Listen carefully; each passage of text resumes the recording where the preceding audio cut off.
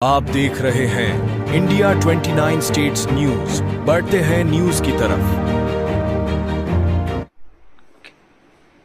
KT Ramarao గారు ఇలా నిజంగా ఆశ్చర్యం వేస్తుంది. 9 నెలలకే జీర్ణించుకోలేకపోయి కుప్పి గంతులు వేయటం నీకు అవసరమా?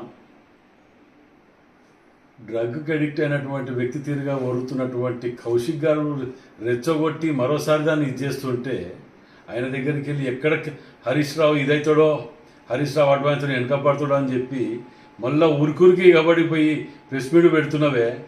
ఖమ్మంలో వరదలు వచ్చినప్పుడు ఎక్కడ పోయినావు?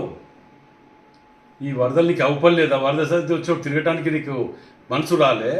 కానీ ఇలాంటి వ్యక్తుల దగ్గరికి పోయి ప్రెస్ మీట్ పెట్టి ముఖ్యమంత్రి గారిని విమర్శించే స్థాయి అనేది తండ్రి లేకపోతే నీ రాజకీయంలో నీ బతికెక్కడిది, నువ్వు ఎక్కడిది అనేది ఒకసారి ఆత్మవిమర్శ చేసుకో. నువ్వు ఒక అమూల్ బేబీవి, ఇంకా చిన్న పిల్లగాని రాజకీయంలో అన్నీ తెలుసు అనుకుంటున్నావు. నీకేమి తెలియదు. నీకు జీర్ణించుకోలేకపోతున్నావు. అధికారం పోయే వరకు నువ్వు తికమిక అయ్యి కోతి పనులు చేసి ఇట్లాంటి పనులు చేసుకుంటూ పోతున్నావు. రెచ్చగొట్టడం, ప్రజలు రెచ్చగొట్టడం ఇదా? సమస్యలు అవపడట్లేదా మీకు?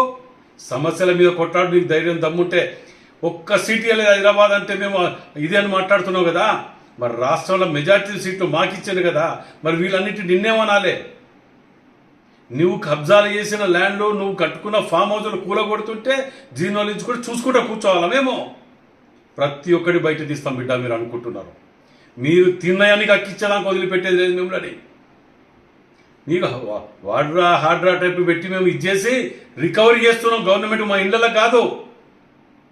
సిగ్గు శరాలు లేకుండా జీర్ణించుకోలేకపోతున్నారు. దోష ఇంకా బుద్ధి రా ఇంకా కూడా మార్పు రావట్లేదు మీ ప్రవర్తనలో. ప్రతిదాన్ని 18 గంటలు కష్టపడ్డ ముఖ్యమంత్రి ఎవరు ఉన్నారంటే అది రేవంత్ రెడ్డి గారు. మీరేం కష్టపడ్డారు? సరిగ్గా ఒక్కరోజు ఒక సంవత్సరానికి ఒక పూట సెక్రటరీకి వచ్చిన దాఖలు లేదు, సంవత్సరానికి ఒక మంత్రికి ఇంటర్వ్యూ ఇచ్చిన దాఖలు లేదు. వరదలు వచ్చి ఇంతమంది కొట్టుకపోయి ఇంత ఆగమవుతుంటే దునపోతులు తిరిగి దేశంగా తిరిగి వచ్చి ఇవాళ నువ్వు ఏదో వాడు మాట్లాడిన దాన్ని పట్టుకొని నువ్వు పోతున్నావే రెచ్చగొట్టే మాటలు మాట్లాడితే. గాజులు చీపీలు వేసుకోమని చెప్పిన దగ్గర ఇంటి మీరు ప్రెస్ మీట్ పెడతావు. ఇప్పుడు స్వాతంత్ర పోరాటానికి పోయిండా డెకెట్టోళ్ళు?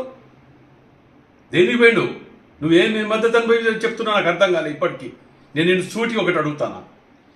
గతంలో సిఎల్పి అనేది లేకుండా అందరినీ చేసుకొని మంత్రి పదవులు ఇచ్చినప్పుడు సిగ్గు లేదు? ఇలా కొత్తగా చీరలు గాజులు చూపించడం, ఇంటికి పోయి ప్రెస్ మీట్ పెట్టి ఓదార్పు యాత్రను పెట్టుకున్నావా? ఇదా మీ బతుకు? ప్రజలు చూస్తే అసహించుకుంటున్నారు. మీరు దీన్న దోపిడి కారణంగానే ఇలా నాలాలు India 29 States News. Please support my channel, like, share and subscribe my channel.